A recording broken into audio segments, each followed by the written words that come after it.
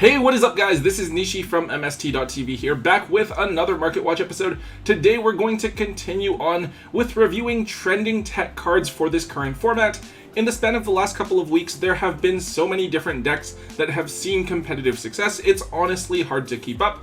And with lots of OTS championships from this past weekend, players are also getting a feel for what decks and techs are going to be good at large events, as well as what they should be using locally, given what people at their local game stores are playing. Let's get started. Alright, so first up we have Humongous the Sticky String Kaiju. So this current format, tributing your opponent's monsters on their side of the field is really big. This is because Kashtira Shangri-Ira, locking out your zones makes it really difficult to play, because your opponent could even lock your back row to make your would-be counters like Book of Eclipse completely ineffective. For that reason, Lava Golem and Sphere Mode have been popular recently, as each of them is able to out multiple monsters on your opponent's side of the field. Now, however, we are starting to see people trending towards using the Kaijus once again. Now, on one hand, Pearly is a deck that could be relevant in just a couple of months, and they only keep one monster on the field, so they can't use Lava Golem or Sphere Mode to out it. But even in the current format, some Kashtira players are adapting and going with just ending on a Rise Heart and multiple back row and hand traps as a way to play around Sphere Mode and Lava Golem, so people are definitely going to be looking at Kaijus even now. The reason that Humongous is getting some attention is because it's an insect and it has lower attack points than Godarla, making it one of the ones that can be summoned even if you're under the restriction of Arachnocampa, and it's the best one to summon to your opponent's side of the field because of its relatively low attack stat. Overall, I guess it's not that bad at all, and Humongous did even get a common reprint in the Trap Trick structure deck itself. However, the card's higher rarities did get bought out. Super rares from OTS Tournament Pack 4 are almost completely gone from TCG Player. I think that the cheapest one available right now is $20. And then for either the original or Mega Tin rares, those are right around the $3 mark. Personally, I think you guys are much better off with just offloading the holos and rares and playing with the commons, since even if you didn't open the Trap Trick structure deck, you can still grab the commons for under 25 cents a piece. Next up, we have Gurura. So Gurura is a TCG exclusive fusion monster that is one of the best generic fusions that we have in the game. It just provides so much value. One, you can make this card with two different monsters that have the same type and attribute but different names, making it an absolutely amazing target with super polymerization. Two, this card deals double battle damage to your opponent, so if you happen to attack with it directly, it can deal 3,000 damage out of nowhere. And three, if it's sent to the graveyard from anywhere, you get to draw a card. This includes if you link it off or if you just dump it from the extra deck directly, which is crazy value. It's actually kind of weird to think that Tearlaments has been as dominant as it has in the OCG, and they don't even have access to Gurura, kind of insane. Anyways, after Ishizu Tearlament got destroyed on the last ban list, Gurura started to tank in price as everyone just kind of assumed it wasn't going to be that great anymore. There was no deck that was really going to use it. However, over the last month or so, it has been trending back up. With Labyrinth being one of the format's best decks, they run 3 copies of Dogmatica Punishment, which lets you dump an extra deck monster to pop a monster with less attack points than the thing that you dumped. The new Tri-Brigade Link 5 from Photon Hypernova, Bucephalus, actually has 3,500 attack points, so it can pop basically anything. And when it's sent to the graveyard, it lets you send another Beast Family monster from your extra deck directly to the graveyard, so you send Gurura and you get to draw a free card. Because of this, I believe that most Labyrinth players are going to be running 2 copies of Gurura and 2 copies of Bucephalus in the extra deck. As a result, Gurura has bounced back up and now sits at $20 per copy once again. We shouldn't expect this card to be reprinted until the 2023 Megatins, so while the deck that is using it isn't as dominant as Ishizu Tearlaments was, you guys should still expect there to be a ton of demand for Gurura over the next format or two. Alright, so obviously we've talked about both Trap Tricks and Labyrinth now, so the next 2 cards we're looking at are cards that other strategies are considering siding against those back row heavy decks. The first card is Rose Archer, and this is actually quite an old card. It's actually a hand trap, but it only works in plant-based strategies. If your opponent activates a trap card while you control a plant monster, basically you discard this card and negate the trap. It actually sounds kind of crazy if you think about it, since it can negate a really big chunk of either the Labyrinth or Trap Tricks deck, and you can even use it to stop things like Evenly Matched or Infinite Impermanence. Obviously, this is only useful in plants, but with the recent reprints to Teardrop and Glamour, a bunch of players are now jumping on Rika Sinabalon since the deck is now much more accessible.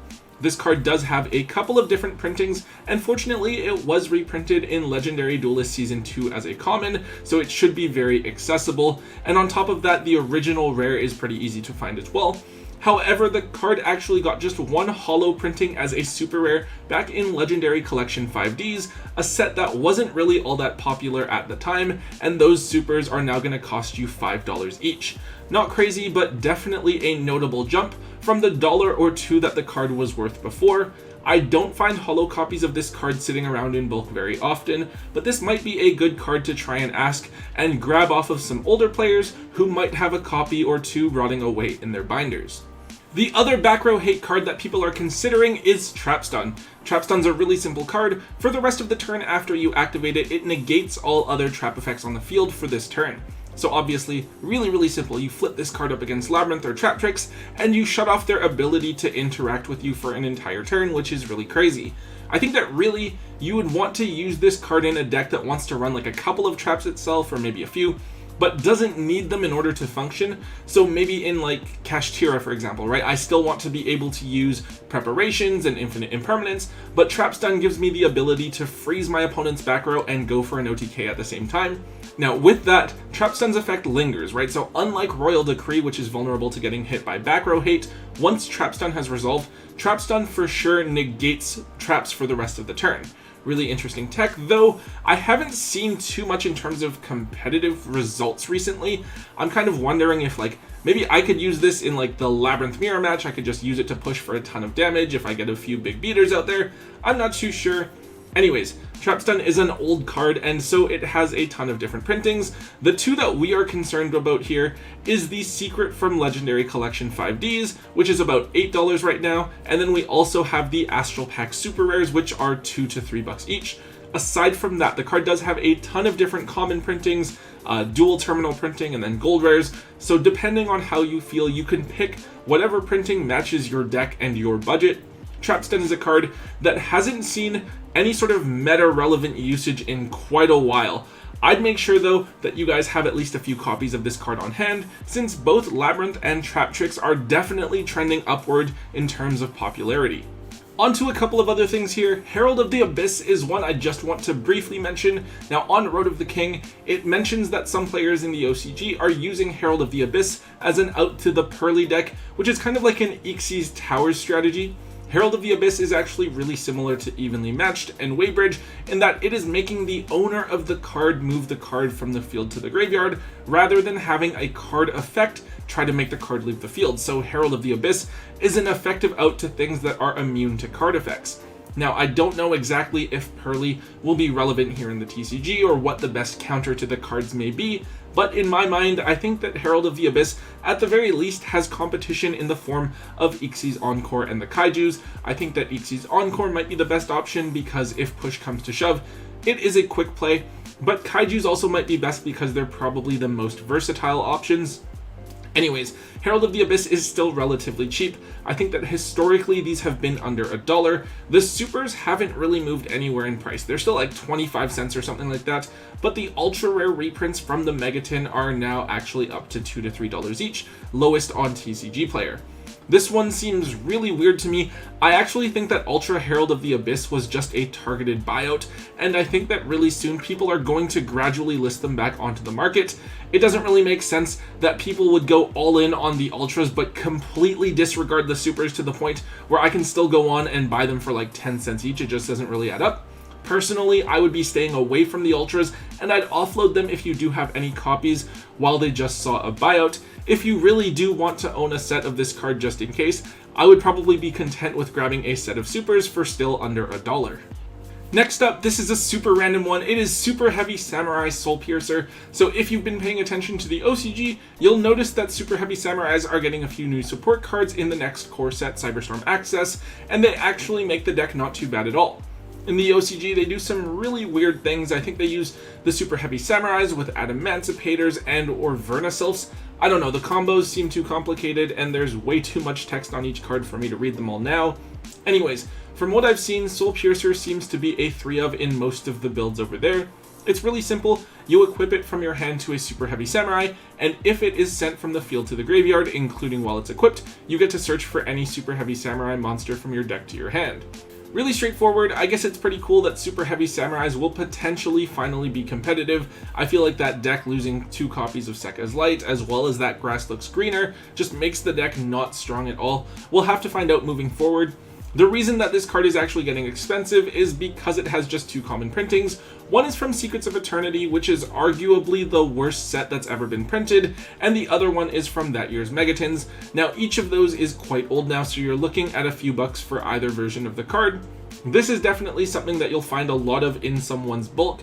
At my local OTS this weekend, I was waiting for some friends, so me and some other people, we were digging through bulk and we found like a bunch of these and some parallel Exceeds, a lot of value just lying around there. Anyways, we obviously don't know how this deck is going to perform in the TCG once we get the new cards here, but for now this is an amazing card for you to dig up out of your common bulk and offload extras of while they're still worth a few bucks. And finally, the last card I'm looking at here is Psychic End Punisher. This card is a generic level 11 synchro monster that is absolutely terrifying to have to play against. It has 3,500 attack points, and it can gain attack points equal to the difference between you and your opponent's life points. Also, if your life points are less than or equal to your opponent's, this card is unaffected by card effects entirely. And then finally, you can pay 1,000 life points to banish 1 monster you control and 1 card that your opponent controls. So it's a bit tricky or awkward to bring this card out in some situations, but if you can, this card can absolutely win you the game all on its own. I think that the last time that this card saw a lot of play was with the Adventurer Punk deck that had the Rose Dragons. You could make this card with Chaos Ruler and then like a Rose Dragon or a Z-Amin. I think you could also theoretically make this card in Sword Soul as well, but it wasn't as common of a choice. But really, I think it's the Punk engine that facilitates making this card in the first place, since it's what's responsible for getting you to that level 8 and the level 3 tuner most of the time. So for a while, this card was expensive, then it got cheap when that Punk Adventurer deck kind of fell apart because Halki Fibrox got banned, but now that we're seeing the Punk stuff being used once again with the Therion cards, Psychic End Punisher is trending back upwards as well. It had fallen down to like $10 or $12, it's already back up to $22 each. I think that the card's highest price when it was seeing play was around $25. This is another card that shouldn't be reprinted until the 2023 Megatons, but to be fair, it's not as like generic or splashable as a lot of other things. If you aren't planning on using the Punk engine, like if you're just going to be sticking with Labyrinth or Kashtira, you can probably go ahead without needing to pick this card up. Alright guys, that is all I have for you today. I know we've talked a lot about Trap Tricks and Labyrinth recently, but I feel like it's largely because it's been so long since a back row deck has actually been relevant in terms of competitive play, so we're seeing a bunch of completely new, unexpected things pop up out of nowhere that haven't been used in a really long time. Anyways guys, if you did enjoy today's Market Watch episode, please make sure that you let me know by hitting that thumbs up button. Also, make sure you leave a comment in the comment section down below. Let me know what else is trending on the market. And if you haven't already, make sure you hit that subscribe button as well. And until next time guys, don't forget to hold on to your MST.TV.